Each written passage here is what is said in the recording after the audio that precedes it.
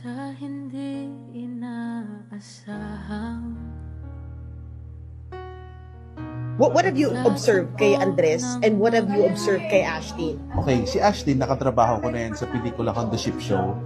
And ito, no joke, after kong magawa yung ship show, talagang I put in a good word sa Viva na sabi ko, alagaan nyo si Ashley because she could be one of your next stars. Kasi she got it all, acting, she's pretty, di ba? She also sings and dances, so perfect package. So sinabi ko talaga yun sa Viva. And ngayon na makakatrabaho ko na siya sa isang pelikula, siya yung Viva, parang it just goes to show na parang tama yung naging reading ko sa kanya noon, di ba? Si Andres naman, ganun din. Back in 2023, pinipitch ko na tong project na to kay Boss Vic. And talagang nilagay ko as actor doon sa role ni Rafi. Siya, wala pang mutya nun, hindi pa siya ganun kasikat in public as an actor. tayong umaasa, hilagat kanluran.